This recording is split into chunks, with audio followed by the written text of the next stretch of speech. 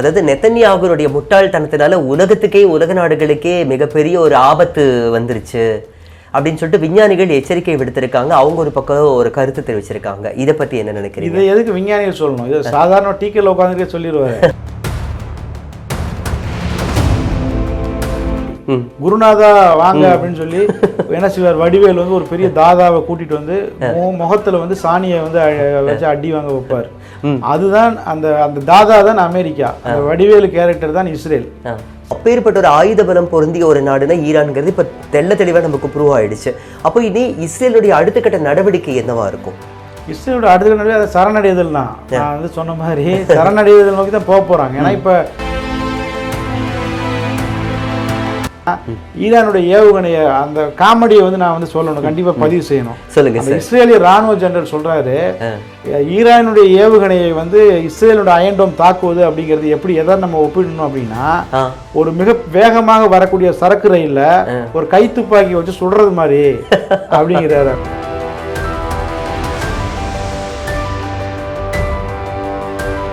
அமெரிக்க அதிபர் Donald Trump வந்துட்டு Iran சரணடைஞ்சிடணும் அப்படின்னு சொல்லிட்டு ஒரு வார்த்தையை விட்டுருக்காரு. இது நீங்க எந்த கண்ணோட்டத்துல பாக்குறீங்க? இதுக்கான காரணம் என்ன? விரைவில் இஸ்ரேல் சரணடைய போகின்றது. இஸ்ரேலை ஆதரிக்கக்கூடிய அமெரிக்கா போன்ற அனைத்து நாடுகளும் சரணடைதலை நோக்கி போய்கொண்டிருக்கிறார்கள். உலகத்தில் உள்ள பல ஊடகங்களும் வந்து இஸ்ரேலுக்கு இப்போ ப்ரமோஷன் வேலையை செய்து கொண்டிருக்கிறாங்க. எனவே வந்து நமக்கு வரக்கூடிய செய்திகள்லாம் வந்து இஸ்ரேலுடைய பராக்கிரமங்கள் தான் நமக்கு வருது. ஒரே ஒரு ஏவுகணை போய் அட்டாக் பண்ணுறதுக்கு இஸ்ரேலுக்கு 26 கோடி ரூபாய் செலவாகுது ஒரு ஏவுகணைக்கு. சரிங்களா? ஒரு இரவு வந்து இஸ்ரேல் தன்னைத்தானே பாதுகாத்துக் கொள்வதற்கு 2500 கோடி ரூபாய் செலவாகுது. அடேங்கப்பா. இப்ப என்னன்னா இஸ்ரேலால் சமாளிக்க முடியல. வாஷிங்டன் போஸ்ட் பத்திரிகை இது அப்பட்டமாக அவர்கள் கட்டுரையின் மூலமாக சொல்லிட்டாங்க. வெறும் 10 to 12 நாட்களுக்குள்ள அமெரிக்கா இந்த போர்ல தலையிடல அப்படின்னு சொல்லி சொன்னா, வெறும் 10 to 12 நாட்களுக்குள்ள இஸ்ரேல் தனது வான் பாதுகாப்பை இழந்து விடும். அதனால வந்து ஈரானும் வந்து மிக கடுமையான பதிலடி கொடுக்க போறாங்க. இப்ப வந்து இந்த மூழ்கிய கப்பலான இஸ்ரேல்ல வந்து அமெரிக்காவும் ஏற வேண்டிய நிர்பந்தம் ஆயிடுச்சு. அதுதான் டொனால்ட் ட்ரம்ப்பினுடைய பேச்சில் நம்ம பார்க்க முடியுது. அப்ப நிச்சயமாக டொனால்ட் ட்ரம்ப்பும் அந்த கப்பலில் ஏற போறாரு. ஒட்டுமொத்தமா எல்லாரும் கடல்ல மூழ்க போறாங்க. மொத்தமாக ஈரான் வந்து சதைச்சிருக்கு. புரியுங்களா? அந்த அறிவியல் கூடத்தை கூட இவர்களால் பாதுகாக்க முடியல. இவர்களுடைய வான் எல்லையை இவர்களால் பாதுகாக்க முடியல. இவங்க என்ன சொல்றாங்கன்னா, நாங்க வந்து ஈரானுடைய எல்லையை போய் கேப்சர் பண்ணிட்டோம்னு சொல்லி எப்படி முடியும்? சரிங்களா? இது ஒண்ணு அடுத்த ஹைஃபா துறைமுகம் நான் சொல்லியிருக்கிறேன். இது மாதிரியான தீவிரவாத தாக்குதல் ஒரு தீவிரவாத அமைப்பை நடத்தலாங்க, ஒரு நாடு நடத்தணும் அவசியமே இல்லையே. ஏன் வந்து இப்ப பகல்காம்ல நடந்த தீவிரவாத தாக்குதல் ஒரு தீவிரவாதிகள் 4 பேர் நடத்திருக்கிறாங்கன்னா உடனே அவர்களை ஹீரோவாக கொண்டாட முடியுமா? ஈரான் ஒரு விஷயத்தை தெளிவாக சொல்லிட்டாங்க. என்னன்னா, அமெரிக்கா வந்து எப்படி ஈரானை வந்து அட்டாக் பண்ண முடியும்னா, கண்டிப்பாக மத்திய கிழக்கு நாடுகள், இந்த அரபு நாடுகளை பயன்படுத்தி தான் அவர்களை அட்டாக் பண்ண முடியும். இன்றைக்கு காலகட்டத்தில் எந்த அரபு நாடும் ஈரானை தாக்குவதற்கு இடம் கொடுப்பதற்கு தயாராக இல்லை. சிம்பிளா சொல்லணும்னா, இஸ்ரேலை வந்து வெளுக்க போகுது ஈரான். வேற வழியே இல்லாம அமெரிக்கா உள்ள வந்தே ஆகணும். அப்படி வரும்போது அவங்க அரபு நாடுகள் கையை காலை பிடிச்சுதான் உள்ள வர முடியும். அப்படி ஒருவேளை உள்ளே வந்தாலும் கூட அங்க கூட அவ்வளவு அமெரிக்க நிலைகளையும் ஈரான் வந்து தாக்கி அழிக்க போறாங்க. ஈராக்கில் இருக்கக்கூடிய போராளி குழுக்கள் வந்து அவங்க போருக்கு தயாராக இருக்கிறாங்க. ஆனால் அவங்க என்ன சொல்றாங்கன்னா, ஈரானே இதை சமாளிச்சிடும், நாங்க வரணுங்கிற அவசியமே கிடையாது. ஹிஸ்புல்லாவும் என்ன அனௌன்ஸ் பண்ணிருக்காங்கன்னா, நாங்க வந்து அமெரிக்கா உள்ள என்ட்ரி ஆகிறத நாங்க பார்த்துட்டு இருக்கிறோம், அமெரிக்கா என்ட்ரி ஆனா தேவைப்பட்டால் உள்ள வருவோம் அப்படிங்கிறாங்க. அமெரிக்கா உள்ள வந்துச்சுன்னு சொல்லி சொன்னா இன்னும் வந்து தரமான சம்பவங்கள் நடக்குங்கிறத நம்ம பார்க்க முடியும். இந்த காசாவில் வந்து கொடூரமான தாக்குதல் நடத்தினாங்கல்ல, அது தொடர்ந்து நடத்திட்டு வராங்க. ஆமா, அதற்கு தேவையான எல்லா ஆராய்ச்சிகளையுமே இந்த பல்கலைக்கழகத்துல இருந்து அவங்க செஞ்சிருக்கிறாங்க. இஸ்ரேல் அடிக்க வேண்டிய தேவை இருக்குன்னாரு. இப்போ வந்து என்ன சொல்றாருன்னு சொன்னா, சரணடையணும் அப்படின்னு சொன்னாரு.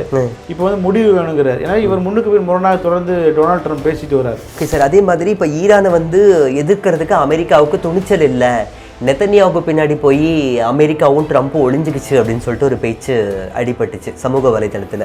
இதை பற்றி என்ன நினைக்கிறீங்க சார்? அதுதான் எல்லாருக்கும் தெரிஞ்ச விஷயம் தானே. இப்போ உங்களுக்கு அவ்வளோதான், இதோட இஸ்ரேலுடைய கதை வந்து முடிஞ்சிருச்சு. ஜோர்டான் வந்து ஒரு அமெரிக்க ஆதரவு நாடு தான் அது இப்போதைக்கு. சரிங்களா? பாலுக்கும் காவல் பூனைக்கும் தோழன் அப்படின்னு சொல்லுவாங்கல்ல, அந்த மாதிரி ஒரு பக்கம் பாலஸ்தீனியர்களுக்கும் நாங்கள் வந்து ஆதரவாக இருக்கிறோம் அப்படின்னு சொல்லி காட்டிக்கிறது, இன்னொரு பக்கம் பார்த்தீங்கன்னு சொன்னால் அமெரிக்காவுக்கு ஆதரவாக இருப்பதுங்கிறத நம்ம பார்க்க முடியுது. இதுக்கு சார் இவ்வளோ ஒரு ரத்த வெறி உங்களுக்கு? அதுதான் பாருங்க, கிட்டத்தட்ட 621வது நாள் நான் இன்னைக்கு 621வது நாள் தொடர்ந்து பாலஸ்தீன் 70 பேர் கொல்லப்பட்டிருக்கிறாங்க. பலரும் நம்ம இந்தியாவில் கூட பார்க்குறோம். முட்டாள்தனமாக இப்போ இஸ்ரேலுக்கு ஆதரவாக கருத்து தெரிவிக்கிறேன். அமெரிக்கா அவங்களுக்கு என்ன கிடைக்கிது அப்படிங்கிற நமக்கு தெரியல. புரியுங்களா? அவர்களை பொறுத்த வரைக்கும் நம்ம எல்லாருமே அவர்களுக்கு அடிமை தான். Q7 நேயர்களுக்கு வணக்கம். நான் ஆர்ஜி பரணி. உலகம் முழுக்க பரபரப்பாக பேசப்படுற ஒரு விஷயம் அப்படின்னா, கடந்த 4-5 நாட்களாகவே ஈரானுக்கும் இஸ்ரேலுக்கும் இடையிலான இந்த ஒரு போர் சம்பந்தப்பட்ட விஷயம்தான். எந்த ஒரு சமூக வலைத்தளமாகட்டும், செய்தி தொலைக்காட்சிகளாகட்டும், அந்த வகையில் இந்த போரினால உலக நாடுகளுக்கும் சரி, ஈரானுக்கும் இஸ்ரேலுக்கும் சரி, எந்த மாதிரியான பாதிப்புகள், இழப்புகள் ஏற்படும், இன்னும் எந்த மாதிரியான விளைவுகள் வரலாம் அப்படிங்கிறத பற்றியெல்லாம் பேசுறதுக்காக ஊடகவியலாளர் முகமது இஸ்மாயில் அவர்கள் வந்திருக்காரு. அவர்கிட்ட சில பல விஷயங்களை தெளிவாக நம்ம பேசி தெரிஞ்சுக்கலாம். வணக்கம் சார். வணக்கம். அமெரிக்க அதிபர் டொனால்ட் ட்ரம்ப் வந்துட்டு ஈரான் சரணடைஞ்சிடணும் அப்படின்னு சொல்லிட்டு ஒரு வார்த்தையை விட்டுருக்காரு. இது நீங்க எந்த கண்ணோட்டத்தில் பார்க்குறீங்க? இதுக்கான காரணம் என்ன? விரைவில் இஸ்ரேல் சரணடைய போகின்றது. இஸ்ரேலை ஆதரிக்கக்கூடிய அமெரிக்கா போன்ற அனைத்து நாடுகளும் சரணடைதலை நோக்கி போய் கொண்டிருக்கிறார்கள் அப்படிங்கிறத தான் அவருடைய வார்த்தையில நம்ம பார்க்க முடியுது. எப்படி ஹிட்லர் உலகத்துல நான் தான் பெரிய ஆள்னு சொல்லி ரொம்ப ஆட்டம் போட்டு கடைசியில் அவர் காணாமல் போனாரோ, அதே நிலையை நோக்கி தான் இப்போது அமெரிக்காவும் இஸ்ரேலும் போய் கொண்டிருக்கிறாங்க. அவருடைய வார்த்தைகள்லேருந்து நம்ம இதைத்தான் புரிஞ்சுக்க முடியுது. உலகத்தில் உள்ள பல ஊடகங்களும் இஸ்ரேலுக்கு இப்போ ப்ரமோஷன் வேலையை செய்து கொண்டிருக்கிறாங்க. எனவே நமக்கு வரக்கூடிய செய்திகள் எல்லாம் இஸ்ரேலுடைய பராக்கிரமங்கள் தான் நமக்கு வருது. உண்மையாலே இஸ்ரேலுக்கு எவ்வளவு அடி விழுகுது அப்படிங்கிற செய்திகள் முழுமையாக நமக்கு வரல. எனவே டொனால்டு ட்ரம்பினுடைய இது பேச்சு, இஸ்ரேலினுடைய பேச்சுக்கள் எல்லாமே ஒரு பிஆர் ஸ்டண்ட் தானே தவிர உண்மை ரியாலிட்டி அப்படி இல்லை. இவர்கள் மிகப்பெரிய அழிவை நோக்கி போய் கொண்டிருக்கிறாங்க அப்படிங்கிறத நம்ம பார்க்க முடியுது. ஓகே சார், இப்போ அமெரிக்காவும் சேர்ந்து சரணடைய போகுது அப்படிங்கிற மாதிரி சொல்றீங்க. அது எப்படி சார்? வல்லரசு நாடு ஆயுதங்கள் எல்லாம் வேற லெவலில் வச்சிருக்காங்கன்னு சொல்றப்ப அவங்க சரணடைறதுக்கான வாய்ப்பு இருக்குன்னு எப்படி சொல்றீங்க? ஏன்னா அதாவது ஒரு பழமொழி சொல்லுவாங்க, அது சொல்லலாமான்னு தெரியல, வேணாம் விட்டுருங்க. அதாவது இஸ்ரேல் வீழ்ச்சியை நோக்கி போய் கொண்டிருக்குது சரிங்களா. ஒரு மூழ்கக்கூடிய கப்பலில் யார் ஏறினாலும் என்ன ஆகும்? அவர்களும் சேர்ந்து தான் மூழ்குவாங்க. அந்த மாதிரி தான் இஸ்ரேல் மிகப்பெரிய வீழ்ச்சியை நோக்கி போய் கொண்டிருக்குது. இஸ்ரேலுடைய பொருளாதாரம் மிகப்பெரிய சர்வீஸ் சந்திச்சிருக்குது. அதாவது ஒரு நாளைக்கு ஈரான் வீசக்கூடிய ஏவுகணைகளில் ஒரு ஏவுகணை தடுக்கணும் அப்படின்னு சொல்லி சொன்னால் இஸ்ரேலினுடைய இந்த அயன் டோம்களுடைய ஏவுகணைகள் இடைமறிப்பான் போய் அட்டாக் பண்ணுது. அப்படி ஒரு முறை அட்டாக் பண்ணுறதுக்கே அவர்களுக்கு 26 கோடி ரூபாய் செலவாகுது. ஒரே ஒரு ஏவுகணை போய் அட்டாக் பண்ணுறதுக்கு இஸ்ரேலுக்கு 26 கோடி ரூபாய் செலவாகுது ஒரு ஏவுகணைக்கு. சரிங்களா. ஒரு இரவு இஸ்ரேல் தன்னைத்தானே பாதுகாத்துக் கொள்வதற்கு 2500 கோடி ரூபாய் செலவாகுது. சரிங்களா. பட் ஈரானுடைய அந்த ஆயுதங்கள் அப்படிங்கிறது அதுவும் காஸ்ட்லியான ஆயுதங்கள் தான் கூட. அது இந்த இவர்களோடு ஒப்பிடும்போது மிகவும் குறைவான செலவில் அவங்க தயாரிக்கிறாங்க. ஆனால் பாதிப்பு மிகப்பெரிய அளவில் பாதிப்பை ஏற்படுத்தக்கூடிய மிசைல்ஸ்களை அவர்கள் வைத்திருக்கிறாங்க. யார்? ஈரான். சரிங்களா. இப்போ என்னன்னா இஸ்ரேலால் சமாளிக்க முடியல. வாஷிங்டன் போஸ்ட் பத்திரிகை இது அப்பட்டமாக அவர்கள் கட்டுரையின் மூலமாக சொல்லிட்டாங்க. வெறும் 10 to 12 நாட்களுக்குள்ள அமெரிக்கா இந்த போர்ல தலையிடலை அப்படின்னு சொல்லி சொன்னா வெறும் 10 to 12 நாட்களுக்குள்ள இஸ்ரேல் தனது வான் பாதுகாப்பை இழந்து விடும். ஈரானிலிருந்து வீசக்கூடிய மிசைல்கள் நேரடியாக இஸ்ரேல் நகரங்களை தாக்கும் அப்படிங்கிறத ஓப்பனாவே அவர்கள் பல ராணுவ மூத்த அதிகாரிகள், இஸ்ரேல் அதிகாரிகள், அமெரிக்க அதிகாரிகளிடம் பேட்டி எடுத்து அவர்கள் அதை கட்டுரையாக வெளியிட்டிருக்கிறாங்க. Okay sir. இதுல ஒரு பெரிய காமெடி என்ன அப்படின்னு சொல்லி சொன்னா, சொல்லுங்க சார். ஈரானினுடைய அந்த ஏவுகணைகள் தாக்கும் போது இப்ப நேற்று இரவு பாத்தீங்கன்னா பல இடங்கள்ல மால் ஃபங்க்ஷன்ஸ் ஆயிருக்கு. இந்த அயன்டோம் பல இடங்கள்ல செயல்படவே இல்லை. ஈரான் அந்த ஏவுகணைகள் விழுந்ததற்கு பிறகுதான் அபாய ஒலி ஏற்பட்டிருக்குது. அப்ப மிகப்பெரிய குழப்பத்தில் இஸ்ரேல் இருக்குது. இந்த சூழல்ல இஸ்ரேலை காப்பாற்ற வேண்டிய நிர்பந்தம் அமெரிக்காவுக்கு ஏற்பட்டிருக்கு. ஏன்னா இப்ப புலிவாலை பிடிச்சிட்டாங்க, விட்டாங்க அப்படின்னு சொன்னா ஈரான் இப்ப டிக்ளேர் பண்ணிட்டாங்க. ஆயத்துல்லா கமேனி இப்ப அறிவிப்பு வெளியிட்டார். இன்றைக்கு காலையில அவர் ஹீப்ரு மொழியில அறிவிப்பு வெளியிட்டார். போர் தொடங்கி விட்டது. ஏன்னா அவங்க இவ்வளவு நாள் அவங்க பொறுமையா தான் கையாண்டு கொண்டு இருந்தாங்க. இப்ப அவங்க என்ன செஞ்சாங்க, இனிமேல் இந்த சியோனிச எதிரிகளுக்கு மன்னிப்போ ஈவியரக்கமோ கிடையாது அப்படின்னு சொல்லிட்டாங்க. இனி அவர்களுடைய தாக்குதல் அப்படிங்கிறது ரொம்ப பயங்கரமா இருக்கும். இதுவரைக்கும் நடந்த தாக்குதலுமே அவர்கள் ரொம்ப பொறுமை காத்து நடத்திய அந்த தாக்குதலே மிகப்பெரிய பாதிப்பை ஏற்படுத்தி இருக்குது. பட் இப்போ அவர்கள் இனிமேல் அக்ரெசிவா அடிப்போம்னு சொல்லி சொல்லிட்டாங்க. ஐநா மன்றத்திலே ஈரானினுடைய தூதர் சொல்லிட்டாரு, இதற்கு பிறகு நாங்க சமாதானத்தை நோக்கி வரப்போறது இல்லை, இனிமேல் கடுமையான பதில் தான். ஏன்னா இஸ்ரேல் மிக மோசமான தாக்குதலை ஈரானில் நடத்தி இருக்கிறாங்க. அதனால ஈரானும் மிக கடுமையான பதிலடி கொடுக்க போறாங்க. இப்போ இந்த மூழ்கிய கப்பலான இஸ்ரேல்ல அமெரிக்காவும் ஏற வேண்டிய நிர்பந்தம் ஆயிடுச்சு. அதுதான் டொனால்டு ட்ரம்பினுடைய பேச்சில் நம்ம பார்க்க முடியுது. அப்ப நிச்சயமாக டொனால்டு ட்ரம்பும் அந்த கப்பலில் ஏற போறாரு. ஒட்டுமொத்தமா எல்லாரும் கடல்ல மூழ்க போறாங்க. வழி அனுப்ப வாண்டடா வண்டியில ஏறி இப்ப இவங்களும் சேர்ந்து மூழ்க போறாங்க. கண்டிப்பா அதுதான் நடக்க போகுது. ஓகே சார், எனக்கு இப்ப இன்னொரு கேள்வி. கிட்டத்தட்ட ஒரு ஏவுகணையை அவங்க இடைமறிக்கணும்னா 26 கோடி ரூபாய் செலவழிக்கிறதா சொன்னீங்க. ஒரு ராத்திரிக்கு 2600 கோடி அப்படிங்கிறப்போ அவ்வளவு பணம் கொடுத்து அந்த இது காப்பாற்றணுங்கிறதுக்கு அவசியம் என்ன சார்? ஏன்னா அந்த அளவுக்கு இஸ்ரேல்ல என்ன அப்படி இருக்கு? அதான் நம்ம ஏற்கனவே பல வீடியோக்களில் பேசணும். இஸ்ரேலுங்கிறது ஒரு இராணுவ பேஸ் தான், அது ஒரு நாடே கிடையாது, அது ஒரு மிலிட்ரி பேஸு. அவங்க அந்த மத்திய கிழக்கு நாடுகள் தங்கள் கண்ட்ரோலில் வச்சுக்கிறதுக்கு அவங்களுக்கு வந்து இஸ்ரேல் தேவை. இப்போ இஸ்ரேலுக்கு எவ்வளோ செலவானாலும் அந்த செலவுகளை வந்து கொடுப்பதற்கு அமெரிக்காவும் மேற்கத்திய நாடுகளும் தயாராக இருக்கிறாங்க. அவங்களுடைய ஆதிக்கம் வந்து அந்த மண்ணில் இருக்கணும், அந்த எண்ணெய் வளங்களை அவங்க கண்ட்ரோலில் இருக்கணும், யாருக்கு எண்ணெய் விற்கணும், எப்படி விற்கணும், டாலரில் தான் விற்கணும், புரியுதுங்களா? இவ்வளோ ரூல்ஸை வந்து அவங்க போட்டு இன்னைக்கு வந்து இந்த டாலர் அப்படிங்கிற ஒரு சிஸ்டம் இல்லைனாவே அமெரிக்கா வந்து மிக மோசமாக போயிடும். சரிங்களா? எப்படி ஸ்ரீலங்காவில் எப்படி வந்து கியூவில் நின்னாங்களோ அதே போன்ற ஒன்றில் அமெரிக்காவில் ஏற்பட்டுரும். இவங்களுடைய பலமே அந்த டாலர் வர்த்தகம் தான். அந்த டாலர் வர்த்தகத்துக்கு வந்து முதுகெலும்பே இந்த பெட்ரோல் எண்ணெய் வர்த்தகம் தான். சரிங்களா? எல்லா பெரும்பாலான அரபு அமெரிக்க நாடுகள் வந்து அமெரிக்க ஆதரவு நாடுகள் டாலரில் வர்த்தகம் பண்ணுறாங்க. எண்ணெய் யாருக்கு விற்கணும், யாருக்கு விற்கக்கூடாது, எவ்வளோக்கு விற்கணும், என்ன மாதிரி அக்ரிமெண்ட், இப்போ எல்லாமே அவங்க தான் டிசைட் பண்ணுறாங்க. இது எல்லாமே தகர்ந்துடும். அதனால அமெரிக்காவுக்கு இஸ்ரேல் தேவை, இஸ்ரேலுக்கு தேவையான ஆயுதங்களை அவங்க கொடுக்குறாங்க, எவ்வளோ பணம்னாலும் அவங்க வந்து கொடுக்குறாங்க. ஓகே சார், இப்போது இன்னொரு கேள்வி. ஒரு பக்கம் வந்து மொசாத் அந்த உளவு அமைப்பு கட்டிடத்தையே வந்து ஈரான் தகர்த்தெறிஞ்சிருக்காங்க. ஸோ அப்பேற்பட்ட ஒரு ஆயுத பலம் பொருந்திய ஒரு நாடுனா ஈரான்ங்கிறது இப்போ தெளிவாக நமக்கு ப்ரூவ் ஆகிடுச்சு. அப்போ இனி இஸ்ரேலுடைய அடுத்த கட்ட நடவடிக்கை என்னவா இருக்கும்? இஸ்ரேலோட அடுத்த நடவடிக்கை அதை சரணடைதல் தான். நான் வந்து சொன்ன மாதிரி சரணடைதல் நோக்கி தான் போக போகிறாங்க. ஏன்னா இப்போ 1.5 வருஷமாக காசாவில் சண்டை போட்டு முடிச்சாச்சு, லெபனானில் சண்டை போட்டு முடிச்சாச்சு, ஏமனில் வந்து சண்டை போட்டு முடிச்சாச்சு. ஒரு நாடு எவ்வளோதான் சண்டை போடும்? முடியாது, அப்படி தானே? இப்போ வந்து பெரிய குழப்பம் இஸ்ரேலில் வந்து அதிகாரிகளுக்கு மிகப்பெரிய குழப்பம் என்னென்னா, ஈரான் மிசைல்கள் வந்து தொடர்ந்து அட்டாக் பண்ணிகிட்டே இருக்குது. இப்போ நம்ம ஈரான் வந்து பொறுமை காத்த அந்த காலகட்டம்னு நம்ம எடுத்துக்கலாம். இனிமேல் வந்து அக்ரெசிவான காலகட்டம். சரிங்களா? இந்த பொறுமை காத்த காலகட்டத்தில் மட்டும் ஈரானுடைய நடவடிக்கைகள் நம்ம பட்டியல் போடும்போது முதல்ல வந்து ஹைஃபா துறைமுகம் அது வந்து முழுவதுமாக முடங்கிருச்சு. அடுத்ததாக இஸ்ரேலுடைய வெய்ஸ்மேன் பல்கலைக்கழகம், அதாவது என்னன்னா அது இஸ்ரேலினுடைய மூளைன்னு சொல்றாங்க. இஸ்ரேலினுடைய மூளையே ஈரான் சிதைச்சிருச்சு. சரிங்களா? அங்கிருந்து தான் இவங்களுக்கு போருக்கு தேவையான அனைத்து உபகரணங்கள் தயாரிப்பு உட்பட எல்லா விதமான கண்டுபிடிப்புகளும் அங்கே தான் இருந்துச்சு. இன்னைக்கு வந்து அது முழுவதுமாக தாக்கி அளிக்கப்பட்டிருக்கு. அதாவது அவங்க அந்த விஞ்ஞானிகள் அங்கே இருப்பவங்க சொல்றாங்க, பல குழுக்கள் அங்கே, அதாவது விஞ்ஞானிகள் வந்து 10 பேராக வந்து பல குழுக்கள் செயல்பட்டு பல ஆய்வுகளை நடத்தியிருக்கிறாங்க. அவங்க உயிரியல் தொடர்பான ஆய்வுகள், அதே போல் ஏஐ, செயற்கை நுண்ணறிவு, இப்படி பல டிபார்ட்மெண்ட்ஸு. அதாவது எதிர்கால ஒரு இராணுவத்துக்கு வந்து ஃபியூச்சரில் வந்து இராணுவத்துக்கு என்னெல்லாம் தேவையோ அதற்கு தேவையான கண்டுபிடிப்புகள் எல்லாமே பல விஞ்ஞானிகள் குழுக்கள் தயாரித்து வச்சிருந்ததை மொத்தமாக ஈரான் வந்து சதைச்சிருக்கு. புரியுதுங்களா? அந்த அறிவியல் கூடத்தை கூட இவர்களால் பாதுகாக்க முடியல, இவர்களுடைய வான் எல்லையை இவர்களால் பாதுகாக்க முடியல. இவங்க என்ன சொல்றாங்கன்னா, நாங்க வந்து ஈரானுடைய எல்லையை போய் கேப்சர் பண்ணிட்டோம்னு சொல்லி எப்படி முடியும்? சரிங்களா? இது ஒன்று. அடுத்த ஹைஃபா துறைமுகம் நான் சொல்லியிருக்கிறேன். இதற்கு பிறகு பார்த்தீங்கன்னு சொன்னா டெல் அவீவில் இருக்கக்கூடிய சில முக்கியமான இடங்களை வந்து என்ன செஞ்சிருக்காங்க, தாக்குதல் நடத்தி மொசாதினுடைய அலுவலகம், கடைசியாக வந்து இந்த மொசாதினுடைய அலுவலகம், அதற்கு முன்னாடி அம்மான் அப்படிங்கிற சொல்லக்கூடிய இஸ்ரேல் ராணுவ உளவுத்துறையினுடைய அலுவலகம், அதுவும் வந்து தகர்க்கப்பட்டிருக்குது, மிகப்பெரிய அளவில் தகர்க்கப்பட்டிருக்குது. மொசாத் அலுவலகம் தாக்கப்பட்டிருக்கு.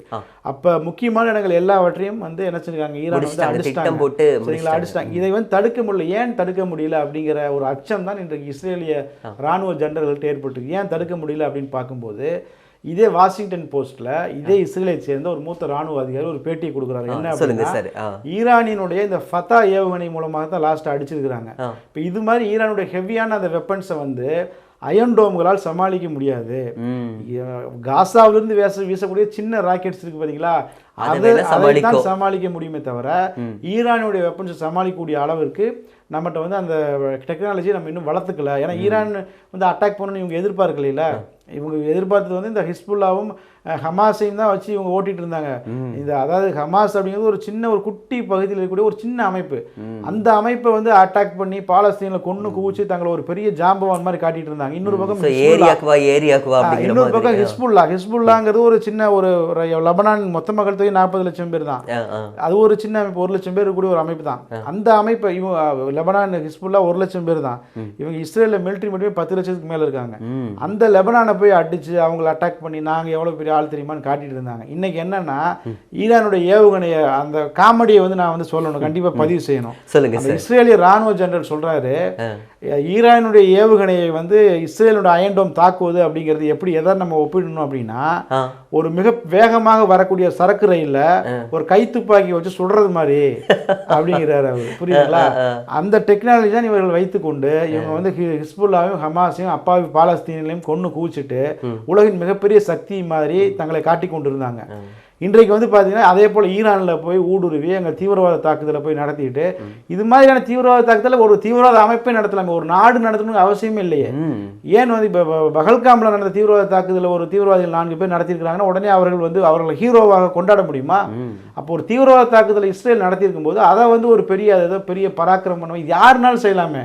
ஒரு 10 பேர் கொண்ட ஒரு குழு கூட இந்த மாதிரி ஒரு தீவிரவாத தாக்குதல் நடத்த முடியும் கண்டிப்பா. எனவே வந்து இந்த மாதிரி ஒரு சைக்காலஜி வேற தான் இஸ்ரேல் தொடர்ந்து நடத்திட்டு இருக்கிறாங்க. அவர்களுக்கு உண்மையான பலம் என்னங்கிறது இப்ப தெரிஞ்சுட்டு வருது கொஞ்சம் கொஞ்சமா. இன்னும் இந்த 10 to 12 நாள் சொல்றாங்கல்ல, நிச்சயமாக அந்த நாளும் வந்து வரப்போகுது. நிச்சயமாக அமெரிக்காவும் உள்ள வந்துதான் ஆகணும். வரும்போது அமெரிக்காவுக்கு ஜெர்மனிக்கு ஏற்பட்ட நிலை அமெரிக்காவுக்கு ஏற்பட போகுதுங்கிறது தான் என்னுடைய பார்வை. ஓகே சார், இப்போ அடுத்து நான் அதுதான் கேட்கலான்ட்டு இருந்தேன். இப்போ இஸ்ரேலால சமாளிக்க முடியலங்கிற பட்சத்தில் அமெரிக்கா உள்ள நுழைந்தால் ஒரு கற்பனை கேள்வி, அமெரிக்காவுடைய நிலை என்னவா இருக்கும்? ஏன்னா ஈரான் கிட்ட இல்லாத தொழில்நுட்பம் கிடையாது, அவங்களுடைய மூளையே வந்து வேற லெவல்ல. அப்ப அமெரிக்காவுடைய நிலைமை என்னவா இருக்கும் சார்? அமெரிக்காவுக்கு ஆதரவாகவும் மற்ற நாடுகள் வரதுக்கான வாய்ப்புகள் இருக்கா? அப்படி வந்தா எந்தெந்த நாடுகள்லாம் வரலாம்னு நினைக்கிறீங்க? இது எப்படி அப்படின்னா, நம்ம வந்து தமிழ் திரைப்படத்துல நம்ம நிறைய பேர் பார்த்த ஒரு காமெடி, குருநாதா வாங்க அப்படின்னு சொல்லி என்ன செய்வார், வடிவேல் வந்து ஒரு பெரிய தாதாவை கூட்டிட்டு வந்து முகத்துல வந்து சாணியை வந்து வச்சு அடி வாங்க வைப்பார். அதுதான் அந்த தாதா தான் அமெரிக்கா, அந்த வடிவேலு கேரக்டர் தான் இஸ்ரேல். சரிங்களா? இப்போ இஸ்ரேல் அமெரிக்கா கூட்டிட்டு வந்து சாணியில அடி வாங்க வைக்க போறாங்க. இதுதான் நடக்க போகுது. சும்மா வந்து ஒரு மிகைப்படுத்தலுக்கோ அப்படிலாம் சொல்ல, நம்ம தொடர்ந்து இந்த செய்தியில ரொம்ப துல்லியமா பதிவு செஞ்சுட்டு வரோம். அமெரிக்கா வந்து இன்னொரு போரை தொடங்கக்கூடிய அளவுக்கு அமெரிக்காவின் பொருளாதாரம் இல்லை. அவங்க வந்து மிகப்பெரிய 2 போர்க்கப்பலை கொண்டு வந்து ஏமன் ஹவுதி படைகள்கிட்ட இஸ்ரேலுடைய ஈரானியனுடைய டெக்னாலஜியில ஒரு 20% தான் இருக்கும், 20-30% தான் இருக்கும். அவங்களே அடிக்க முடியாம அடி வாங்கிட்டு போர்க்கப்பல்கள் ஓடுனதை நம்ம பார்க்குறோம். இப்போ வந்து அமெரிக்காவுடைய பேஸ் வந்து மத்திய கிழக்குல ஒரு 50,000 வீரர்கள் இருக்கிறாங்க, 2-3 போர்க்கப்பல்கள் இருக்கிறாங்க. அது 2 போர்க்கப்பலை தான் நிறுத்தி இருக்கிறாங்க.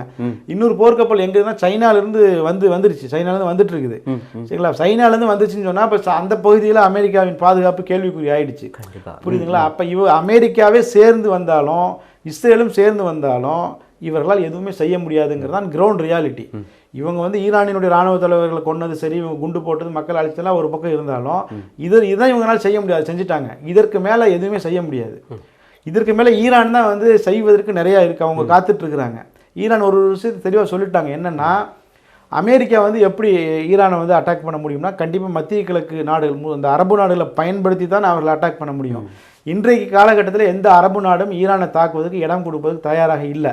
அவர்கள் அமெரிக்க அடிமைகளாக இருந்தாலும், சவுதி மன்னர் சல்மான் அமெரிக்க அடிமையாக இருந்தாலும் சரி, ஐக்கிய அரபு அமீரகம் அமெரிக்க அடிமையாக இருந்தாலும் சரி, பஹ்ரைன், குவைத் மாதிரியான நாடுகள் வந்து அமெரிக்க அடிமையாக இருந்தாலும் சரி, யாருமே வந்து இப்ப ஈரானை அடிப்பதற்கு அமெரிக்காவுக்கு இடம் கொடுப்பது அவங்க தயாராக இல்லை. ஏன்னா எல்லாருக்குமே தெரிஞ்சு போச்சு, அமெரிக்கா வந்து இனிமேல் வந்து ஒரு அட்டக்கத்தி, இனிமேல் அமெரிக்காவை நம்ம நம்பணும்னு சொன்னா நிச்சயமா நம்மளும் நடுத்தருவில் தான் நிற்கணும் அப்படிங்கிற நிலைக்கு அரபு நாடுகள் வந்துட்டாங்க. இப்போ வந்து ட்ரம்ப் வந்து அரபு நாடுகள்கிட்ட போய் காம்ப்ரமைஸ் பண்ணணும். அதாவது ஒருவேளை ஈரான் மீது இப்போ வந்து என்ன ஆக போகுது அப்படின்னா, சிம்பிளா சொல்லணும்னா இஸ்ரேலை வந்து வெளுக்க போகுது ஈரான். வேற வழியே இல்லாம அமெரிக்கா உள்ள வந்தே ஆகணும். அப்படி வரும்போது அவங்க அரபு நாடுகள் கையை காலை பிடிச்சி தான் உள்ள வர முடியும். அப்படி ஒருவேளை உள்ளே வந்தாலும் கூட அங்க இருக்கக்கூடிய அவ்வளோ அமெரிக்க நிலைகளையும் ஈரான் வந்து தாக்கி அழிக்க போறாங்க. சரிங்களா? இதுதான் வந்து நடக்க போகுது. இது நம்ம எல்லாரும் பார்க்க போறோம். ஓகே சார், இப்போ இன்னொரு பக்கம் வந்து இந்த ஹார்முஸ் நீரிணையை வந்து ஈரான் மூட போகிறதா ஒரு செய்தி வந்திருக்கு. கிட்டத்தட்ட ஒரு 90% மூடிட்டாங்க அப்படிங்கிற மாதிரி ஒரு பேச்சும் அடிப்படுது.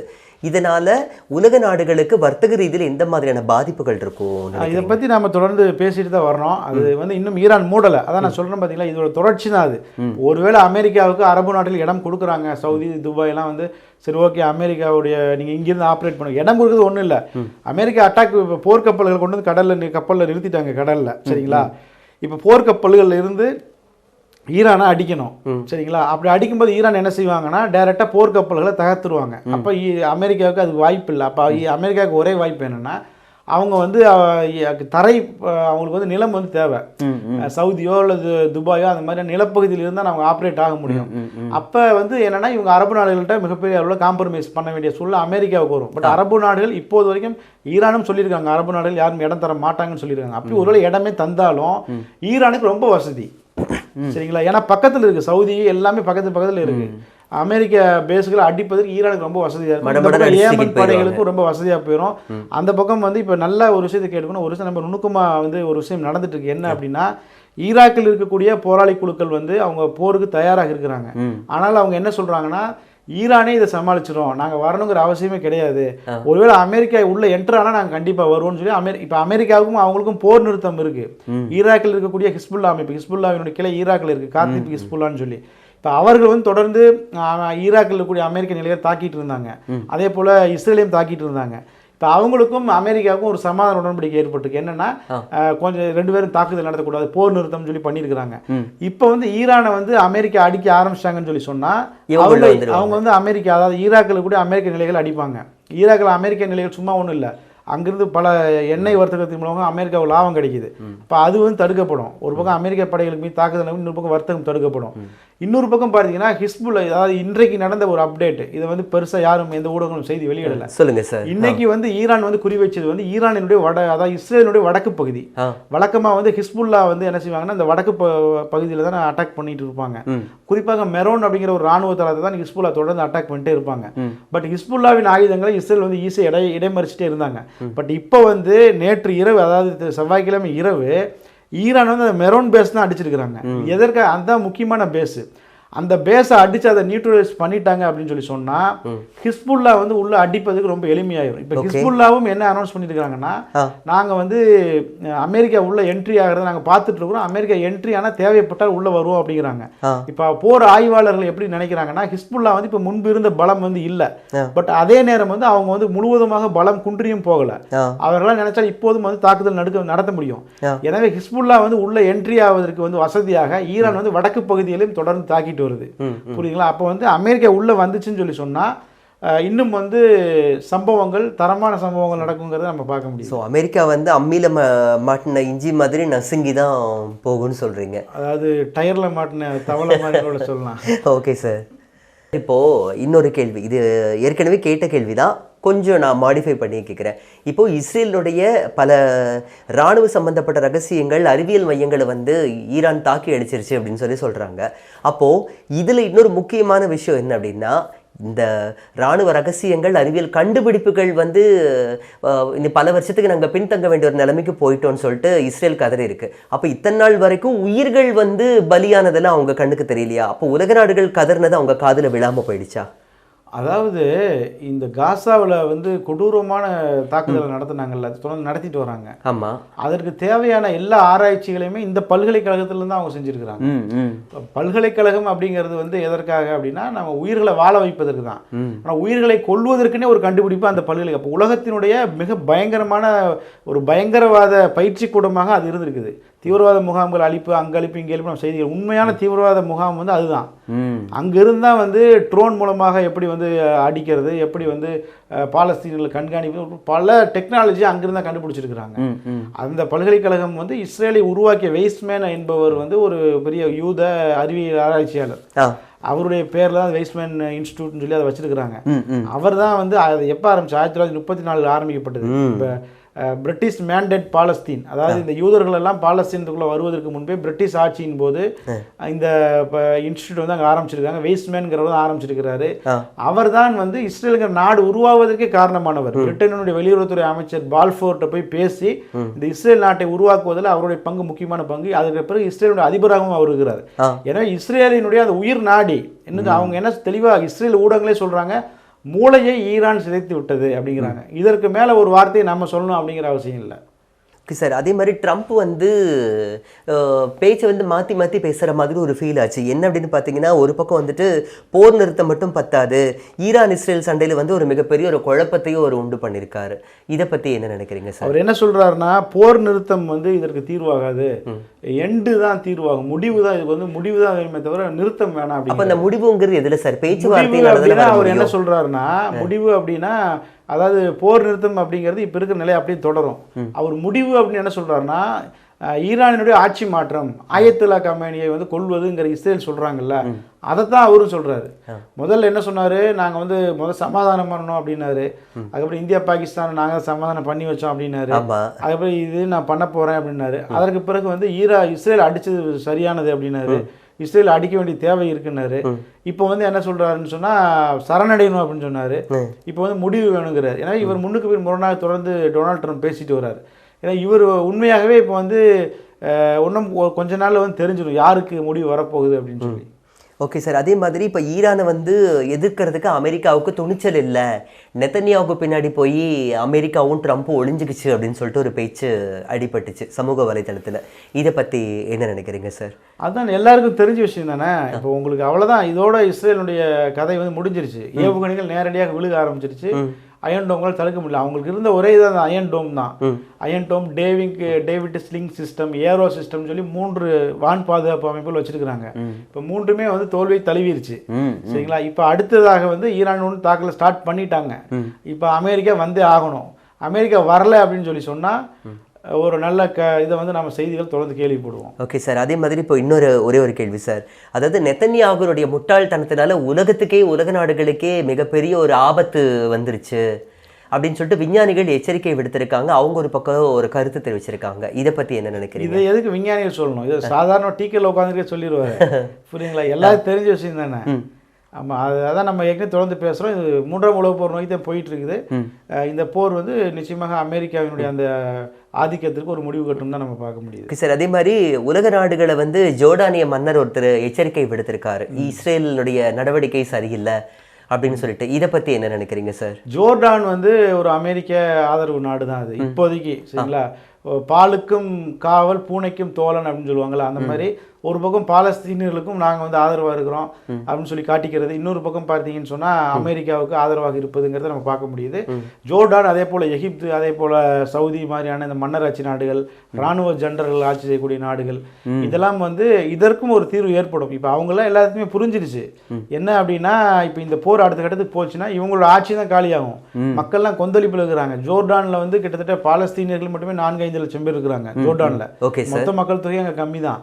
சரிங்களா? அப்போ அதில் கிட்டத்தட்ட கணிசமானவர்கள் பாலஸ்தீனியர்கள்.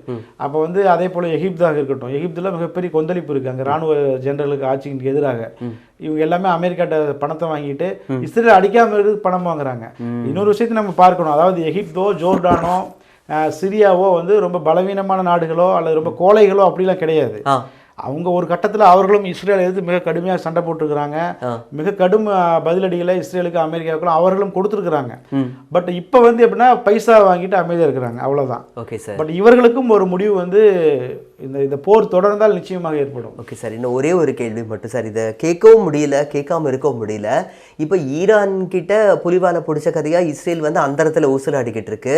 இந்த ரணகலத்திலையும் ஒரு குதூகலங்கிற பேரில் பாலஸ்தீனத்தில் கிட்டத்தட்ட நேற்றுக்கே உணவு வாங்க காத்துட்டு இருந்த மக்களையும் கொண்டு குவிச்சிருக்காங்க. எதுக்கு சார் இவ்வளோ ஒரு ரத்த வெறி உங்களுக்கு? அதுதான் பாருங்க, கிட்டத்தட்ட 621வது நாள் நான் இன்னைக்கு 621வது நாள் தொடர்ந்து பாலஸ்தீன் 70 பேர் கொல்லப்பட்டிருக்கிறாங்க.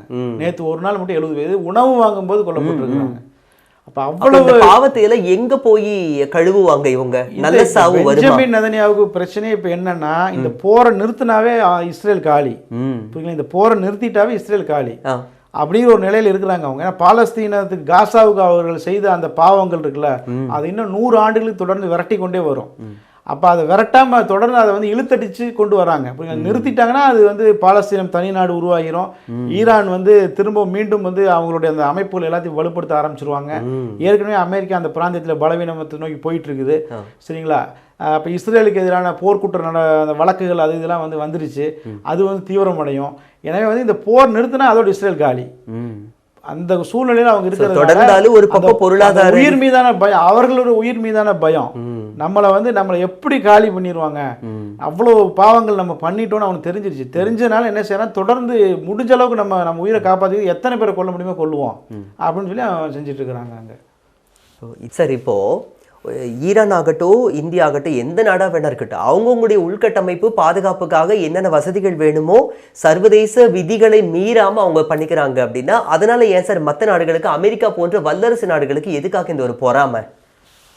அதாவது உங்களை நீங்களே பாதுகாத்து கொள்ளணும் அப்படின்னு சொன்னால் யாரிடம் பாதுகாத்து கொள்வது? நீங்கள் பாதுகாத்து கொள்வது அமெரிக்காட்ட இருந்து தான். புரியுங்க? வேற யார் உங்களை வந்து அடிக்க போகிறா? ஏன்னா அப்போ உங்கள்கிட்ட என்ன ஆயுதம் இருக்கணும், என்ன ஆயுதம் இருக்குது, உங்கள்கிட்ட ஆயுதம் குறைவாக தான் நான் வந்து உங்களை அடிக்க முடியும். உங்கள்கிட்ட ஆயுதம், இப்போ இந்தியா 140 கோடி மக்கள் நம்ம வாழ்கிறோம் இந்தியாவில்.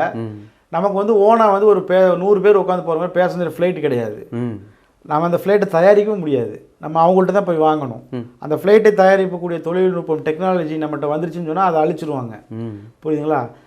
அதே போல் நாம் வந்து யார்கிட்ட எண்ணெய் வாங்கணும், ஈரான்ட்ட நம்ம எண்ணெய் வாங்கினா இவர்களுக்கு, யார்கிட்ட எண்ணெய் வாங்கினா இவங்களுக்கு என்ன, ஈரான்ட்ட எண்ணெய் வாங்கக்கூடாது. எண்ணெய் வாங்கினா நமக்கு பெட்ரோல் விலை குறையும். 140 கோடி மக்கள், ஏழை மக்கள் அதிகமாக வாழக்கூடிய நாடு. பெட்ரோல் விலை 10 ரூபா குறைஞ்சாலே இங்கே இப்போ அத்தியாவசிய பொருட்கள் விலை அப்படியே குறையும். கண்டிப்பாங்களா, அவ்வளவு நன்மைகள் இருக்குது. அப்படி இருக்கும்போது அதை வந்து தடுத்து வைக்கிறாங்க அமெரிக்கா.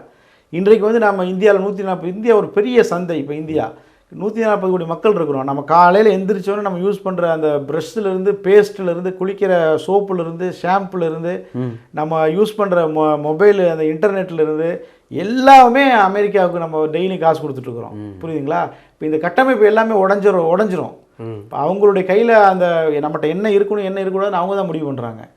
நம்ம தான் இந்தியர், நம்ம பலரும் நம்ம இந்தியாவில் கூட பார்க்குறோம். முட்டாள்தனமாக இப்போ இஸ்ரேலுக்கு ஆதரவாக கருத்து தெரிவிக்கிறேன். அமெரிக்கா அவங்களுக்கு என்ன கிடைக்கிது அப்படிங்கிற நமக்கு தெரியல. புரியுங்களா? அவர்களை பொறுத்த வரைக்கும் நம்ம எல்லாருமே அவர்களுக்கு அடிமை தான். இந்தியர்களும் சரி, ஆசிய நாடுகளை சேர்ந்தவர்களும் சரி, ஆப்பிரிக்கர்களும் சரி, வெள்ளையர்களை தவிர மற்ற எல்லோருமே அவர்களுக்கு அடிமை தான். நம்மகிட்ட ஒரு போர் விமானம் வந்து கிடையாது. நம்ம போய் வாங்குகிறோம், வெளிநாடுகள்கிட்ட போய் வாங்குகிறோம். அந்த டெக்னாலஜி நம்மகிட்ட வர்றதுக்கு அவங்க விட மாட்டாங்க. புரியுங்களா? அப்போ உங்களை நாமே பாதுகாப்பதில் வந்து தவறு இல்லை. பட் ஆனால் இந்த உலகத்தினுடைய இந்த உலக ஆர்டர், அமெரிக்கா உருவாக்கி வச்சுக்கூடிய வேர்ல்டு ஆர்டர் அப்படிங்கிறது அவங்களுக்கு சாதகமானது. சார், அப்போது இது எப்படி இருக்குன்னா, இப்போ ஒருத்தருடைய வளர்ச்சி வந்து பிடிக்கல அப்படின்னா பக்கத்து வீட்டுக்காரன் வந்து இந்த சூனியம் வைக்கிறது, அந்த பொறாமையில் வெந்து புழுங்கிறது, இந்த மாதிரி தான் இப்போ அமெரிக்கா பண்ணுதோங்கிற மாதிரி எனக்கு தோணுது. இல்லை, அது வந்து வேற. அதெல்லாம் பொறாமையில் இது பண்ணுறதுல வேறங்க. இவன் திட்டமிட்டு, அதாவது எல்லாமே தனக்கு காலடியில் தான் இருக்கணும்னு நினைக்கிறது நியாயமே இல்லை. ஆதிக்க சக்தி நம்மளை வந்து அடிமை சக்தி. பொறாமைப்படுறது கூட ஒரு சாதாரண விஷயம். இப்போ பக்கத்து இப்போ இந்தியா பாகிஸ்தானுக்குள்ளே இருக்க பொறாமை, சீனா இந்தியா மீது பொறாமை போகிறாங்க, இதெல்லாம் சாதாரண விஷயம். இவன் வந்து எப்படின்னா ஒரு கட்டமைப்பை ஏற்படுத்தி வச்சிருக்கிறான். நம்ம ஆண்டவம் பரம்பரைங்கிற மாதிரியே இருந்துட்டு இருக்கணும். ஆண்ட பரம்பரை, நீங்கள் அடிமைகள் அப்படிங்கிற ஒரு சிஸ்டம் வச்சுருக்கான். அதான் இங்கே பிரச்சனை.